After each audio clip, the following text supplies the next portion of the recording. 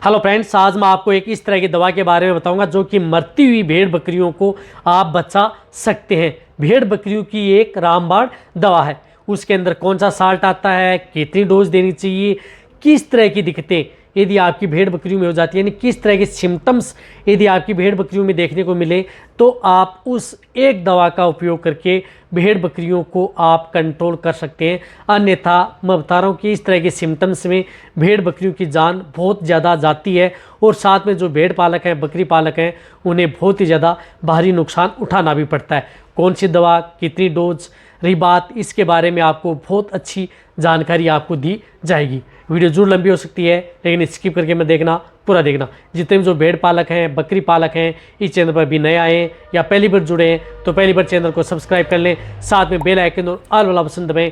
आपको पता है कि चैनल पर सही, सटीक और साइंटिफिक मेथड से आपको जानकारी दी जाती है ताकि आपके भेड़ बकरियों में किसी भी तरह का कोई भी नुकसान देखने को न मिले। ये चैनल इसीलिए खोला गया है ताकि आपको पूरा प्रॉपर नॉलेज देखने को मिले। तो इस चैनल की वीडियो जितने जो भेड़ पालक हैं उनके साथ आप शेयर कर दें और वीडियो को लाइक करें।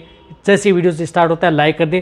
आपके एक लाइक से मैं ज़्यादा मोटिवेट होता हूँ। आप जितना ज़्यादा लाइक करेंगे उतना मैं मोटिवेट हूँगा। आपका कोई पैसा लगता नहीं है और मैं आपके लिए बहुत अच्छी अच्छी वीडियो दवा के बारे में, बीमारियों के बारे में, उनकी वैक्सीनेशन के बारे में, उनकी फीडिंग के बारे में, क्या क्या देना चाहिए, कैसे आप बकरी फार्म, गोट फार्मिंग कर सकते हैं, पूरी डिटेल से आपको इस चैनल पर सही जानकारी दी जाएगी बिना किसी साइड इफेक्ट या बिना किसी इस तरह की जो कि आपकी बकरियों को नुकसान पहुंचाए।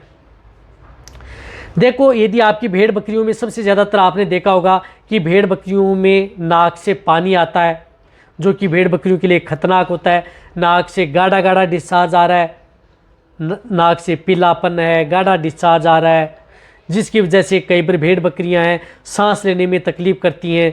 यानी भेड़ बकरियों में श्वसन से संबंधित कोई दिक्कत है, सांस लेने में तकलीफ़ हो रही है, सांस में घर घर की आवाज़ आ रही है, तो उस स्थिति में कई बार क्या होता है कि ये स्थिति पशु भेड़ बकरियों में लंबे समय तक चलती रहती है। यदि आप सही समय पर यदि आप उनकी दवा का उपयोग नहीं करते हैं तो इस तरह की दिक्कतें देखी गई हैं।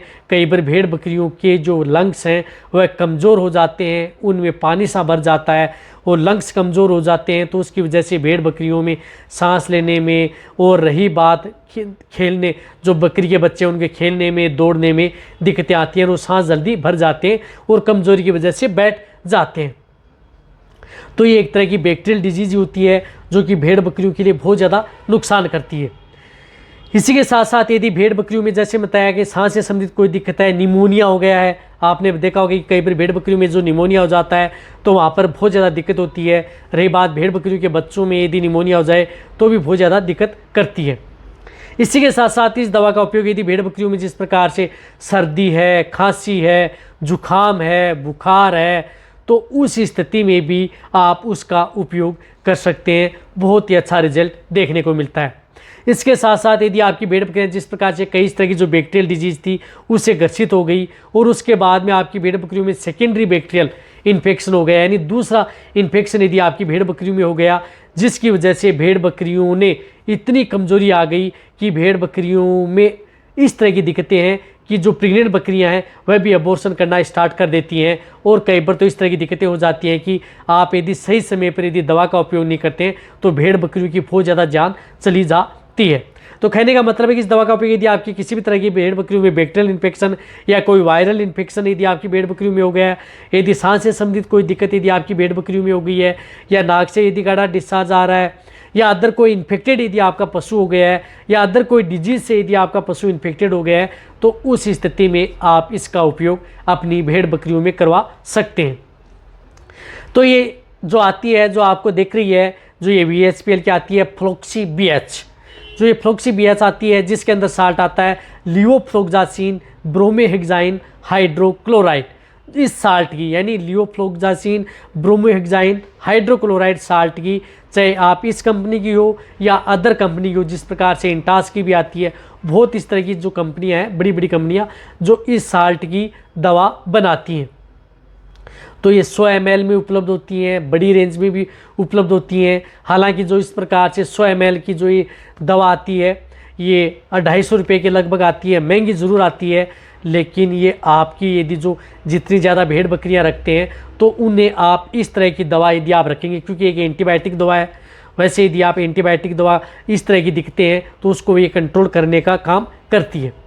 तो आप इसको देना कब कैसे है, क्या है, सावधानी रखनी है। तो देखो इसकी यदि आपको डोज है वह होती है 1 ml पर 15 से 20 kg बॉडी वेट, यानी जिन भेड़ बकरियों का वजन 15 और 20 kg के बीच में है तो उन्हें आप सिर्फ 1 ml देनी चाहिए। 2 ml जिन भेड़ बकरियों का 30 से 40 kg है 2 ml, उससे ज़्यादा है तो आपको 3 ml आपको इसका उपयोग कर सकते हैं। या यदि आपकी भेड़ बकरियों के बच्चे हैं जिस प्रकार से 5 से 10 kg है तो उन्हें आप 0.5 ml यानी ½ ml आप उन्हें दे सकते हैं।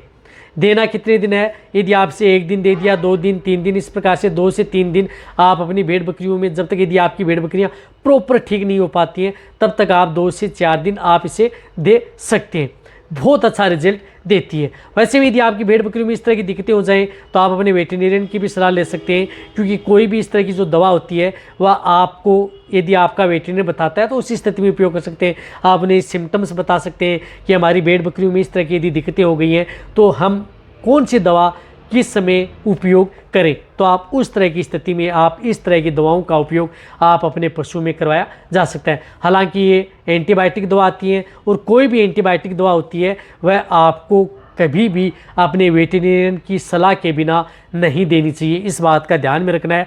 लेकिन यदि आपकी भेड़ बकरी में इस तरह की दिक्कत है तो आप अपने वेटेरिनियन से इस तरह से पूछ सकते हैं कि सर जो इस तरह की जो दिक्कतें हैं तो क्या हम ये दवा उपयोग कर सकते हैं क्या, तो वह बता देंगे। साथ साथ में ये दवा है जो यदि आप देखो कोई भी यदि एंटीबायोटिक दवा होती है वह यदि आप डोज उसकी ज़्यादा नहीं दे सकते, ज़्यादा डोज देते हैं तो उससे क्या होता है कि आपकी भेड़ बकरियों की भूख कम लग सकती है। तो भूख कम न लगे जैसे यदि आपने एक सिंगल डोज दी, आपने देखा कि आपकी भेड़ बकरियाँ ठीक हो गई हैं तो आप सेकंड डोज दे सकते हैं। सेकंड डोज से यदि आपकी भेड़ बकरियाँ प्रॉपर ठीक हो जाती है तो आपको आगे देने की कोई आवश्यकता नहीं है। इसी तरह से क्योंकि इनकी कोई भी एंटीबायोटिक दवा होती है वह ज़्यादा आपकी भेड़ बकरियों को नहीं देना चाहिए, वह अपनी भेड़ बकरियों की भूख कम करती है। तो इसके साथ आप अपनी भेड़ बकरियों को भूख बढ़ाने के लिए कोई इस तरह की जो टेबलेट आती हैं या कोई दवा आती है उनका भी उपयोग कर सकते हैं। जिस प्रकार से कोई बायोबूस्ट बोलस है, अदर बोलस है, उनका भी उपयोग कर सकते हैं ताकि आपकी भेड़ बकरियाँ में एनर्जी भी मिलती रहे साथ साथ में और आपकी भेड़ बकरियाँ ओ फीड में भी न जाएँ।